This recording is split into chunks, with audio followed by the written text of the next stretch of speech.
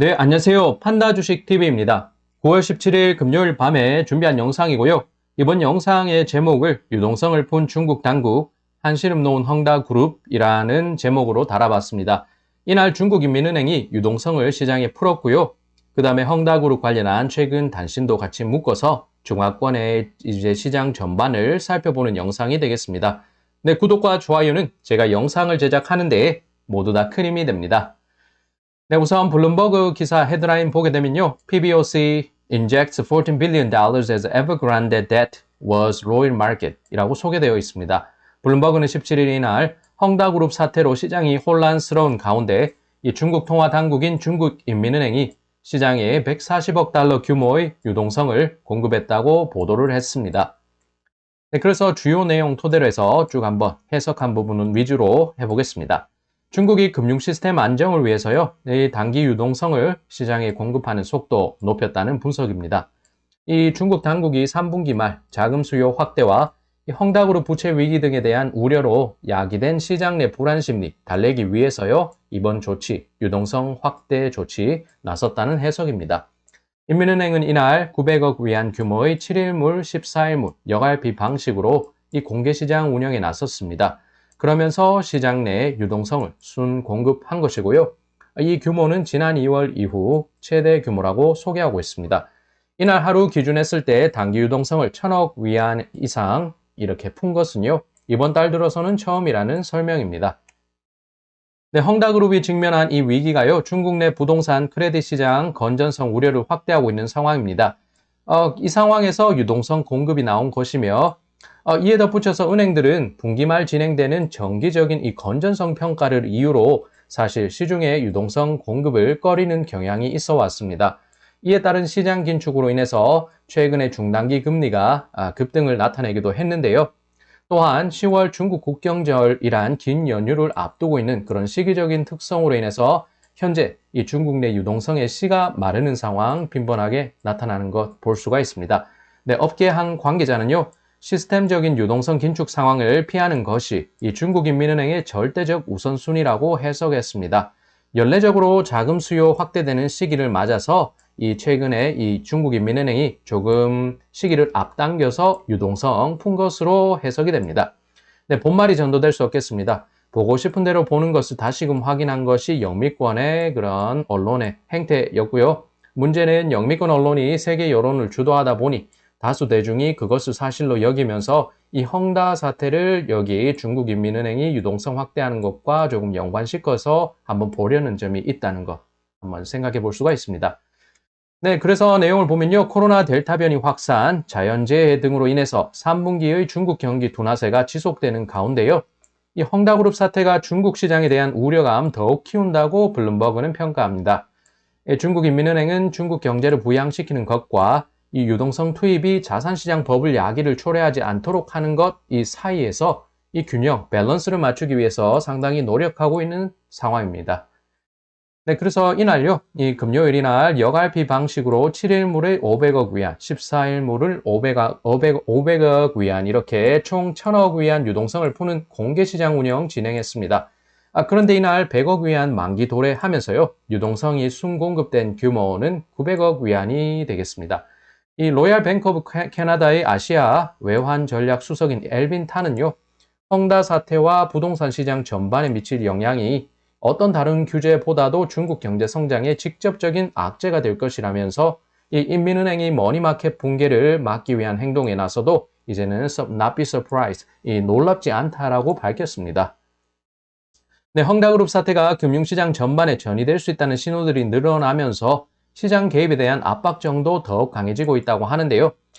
그렇지만 은행 간 차입 비용에 대한 지표로 볼 수 있는 이 7일물 레포 금리가 이날 12bp, 12 basis point 해서 12bp 오른 2.39%를 기록했습니다. 7월 이후로 가장 높은 수준까지 올랐고요. 이는 다시 말해서 자금 수요가 늘다 보니까 시장 내 유동성이 많이 줄었고 이는 금리, 시중의 금리가 오르는, 급등하는 데 영향을 끼치는 것으로 볼 수가 있습니다. 네, 중국인민은행이 재차 시장에 지원적인 서포티브한 그런 서포터의 역할을 한다는 거 증명했다고 하고요. 그렇지만 그것은 정말로 시장이 필요한 시기에 나타날 수 있다. 그런 전제하에서 진행되는 것입니다. 네, 이제 중국적 언론을 토대로 해서 내용을 한번 더 체크할 텐데요.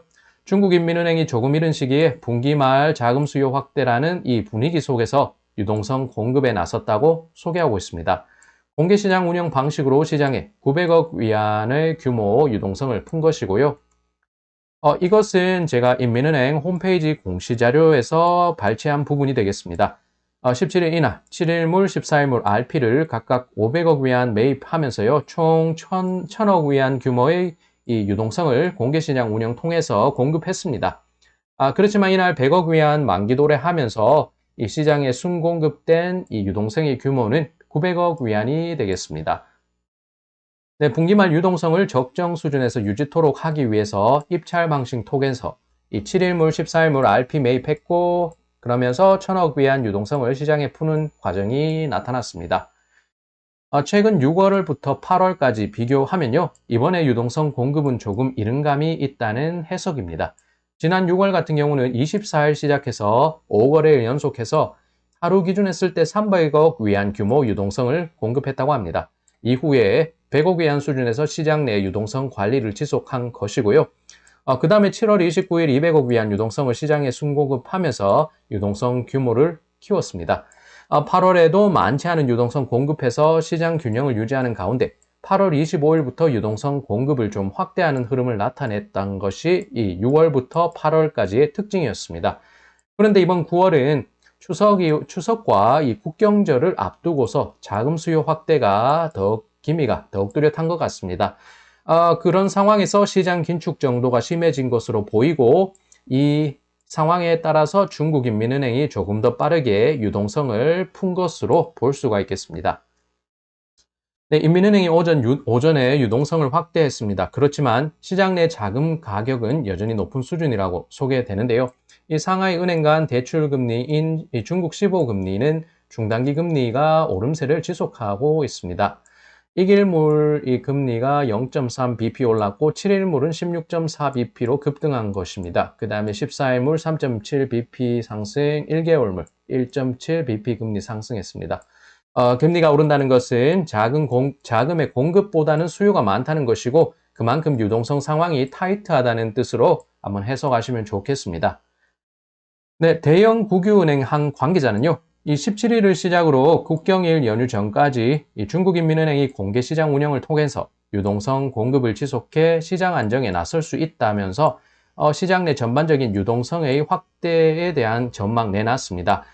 이전에 6천억 위안 규모 중기 유동성 지원 창구, 즉 MLF를 진행했다고 하면서요. 이는 이미 분기말 유동성을 안정적으로 유지하겠다는 이 중국 통화당국, 이 중국인민은행의 신호로 읽히는 부분이라고 해석을 했습니다.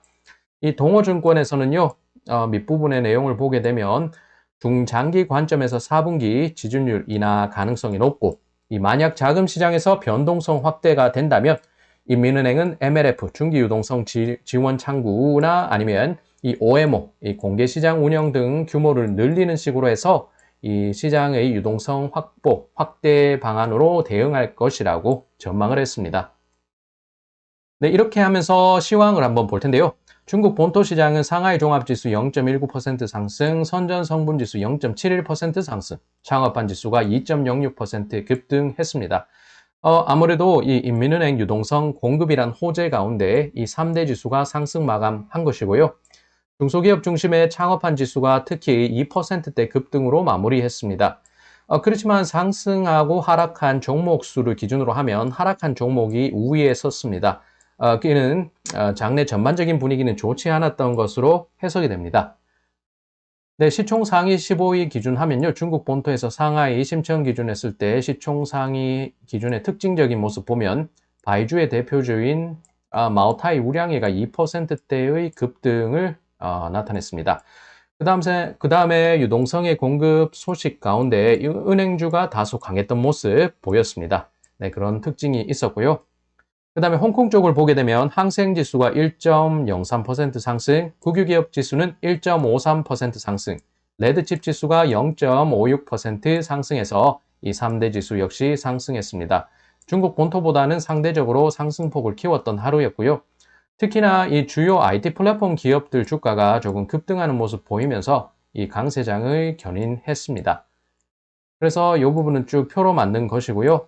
텐센트가 2%, 알리바바도 2%대, 바이두그룹 2%대, 이 BAT가 2%대의 상승을 보였고, 쿠아이쇼가 6%대 급등, 그 다음에 징동헬스가 9%대의 급등을 나타냈습니다. 징동도 보면 징동그룹도 4%대로 굉장히 좋은 모습이었고요. 특이하게 네디즈가 이날 2.2% 하락하면서 조금 차별화된 움직임 나타냈습니다. 네, 그 다음에 헝다그룹 관련주 이 주가 종가를 한번 붙여봤습니다. 장중한 때 상승폭을 좀 키우기도 했는데요. 종가를 보면 하락세가 완연한 모습입니다. 중국 헝다해서 중국 헝다그룹이 2.54 홍콩 달러로 3.42% 하락, 이 헝다 자동차가 15.58% 폭락 수준의 2.98 홍콩 달러, 이 헝다 부동산 관리, 헝다 부동산은 이날 12.2% 급등하면서 4.6 홍콩 달러로 장을 마쳤습니다. 그래서 자동차와 부동산 간의 주가 희비가 엇갈렸고요. 헝다 부동산 관리는 이날 12%대 급등했습니다. 이게 보면요, 여기에서 최고가, 이날 고가가 종가인 점이 조금 특이한 상황이었습니다. 불확실성이 해소된 것으로 볼 수 있을지 조금 의문시가 되고요. 기술적 반등이라면 어떻게 되면 상승분을 조금 반납해서 고가보다는 조금 낮게 종가를 형성했어야 되는데 이 우상향하는 추세로 장을 마쳤기에 조금 특이하게 해석됐습니다. 대마불사에 대한 시장 컨센서스가 맞춰진 것일지도 모르겠는데요. 사실 섣부른 예단은 금물일 것 같습니다. 어쨌든 주가 향방으로 보면 상당히 특징적이었던 것을 이날 볼 수 있습니다. 네, 그 다음에 이 부분은요, 헝다그룹 관련한 단신이 되겠습니다. 이 쉬자인 대표가 있는데 그 오랜 동료가 헝다 지분 보유율을 축소했다는 소식입니다. 그렇게 하면서 40억 위안 손해를 봤다고 소개가 되어 있고요. 그런데 중타이 증권이란 중타이 증권 리서치 센터의 부동산 섹터 담당 연구원인 천리라는 사람이 있습니다. 이 사람이 분석을 한 내용을 한번 쭉 보면요. 이 헝다그룹이 맞은 지금의 위기 해결은 아래와 같은 경로를 따를 것으로 보인다라면서요. 우선은 단기적으로 적당한 투자처 혹은 자금처를 끌어들여서 채무 재편, 지분 매각 등 방식으로 단기 환매 압력을 줄여갈 것이라고 밝혔습니다. 그는 또 건설 중인 사업에 대해서 정상적인 시공 건설을 보장하고 마지막 단계에서 나올 수 있는 리스크를 방지할 것이라면서요. 또한 주택 구매자에 대한 그러니까 믿음, 신용 회복과 함께 판매 정상화를 통해서 유동성 위험을 점진적으로 해소해 가야 할 것이라고 밝혔습니다. 이 천리 연구원은 현재 헝다그룹 문제가 금융 시스템 전반 리스크로 전이되지는 않을 것으로 본다고 덧붙였습니다. 네, 이 부분은요, 중국의 국무원, 신문, 언론과 이제 기자와의 간담회가 될 것인데, 그래서 기자 간담회를 통해서 문답이 이어졌습니다. 지난 16일 중국 행정당국 가운데 한 곳인 국가통계국 대변인이 헝다 사태 관련해서 입장을 밝혔는데요. 일부 대형 부동산 기업이 생산 운영 가운데 어떤 곤란한 상황을 맞았다. 이 상황이 부동산 시장 전반 발전에 어떤 영향을 미칠지는 주시해서 관찰할 필요가 있다고 밝혔습니다. 덧붙여서 부동산 시장 운영 관점에서 보면 올해 각 지역, 각 부문에서는 주택은 거주하는 곳이지 투기하는 대상이 아니다라는 원칙을 고수하고 있다라면서요.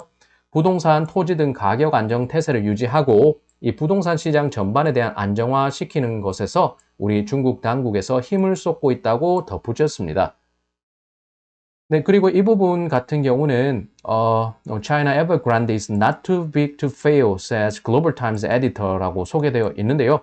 이 내셔널리즘, 민족주의, 국수주의 성향이 굉장히 강한 황구시보라는 중국 매체가 있습니다. 혹은 글로벌 타임즈로 많이 알려져 있는데요. 이 후시진이라는 사람, 인플루언서로 볼 수 있는 이 사람이 총편집인이 되겠습니다. 이 사람은 이 웨이보 중국판 중국판 트위터로 볼 수 있는 자신의 SNS 웨이보에다가 이렇게 밝혔습니다. 헝다그룹이 대마불사와 같은 존재가 아니라고 밝혔는데요. 이 대마불사라면서 중국 당국이 긴급 구제할 것이라는 예상을 그렇게 쉽게 해서는 안 된다. 그런 안이한 태도 취해서는 안 된다는 자신의 입장을 이렇게 드러냈습니다.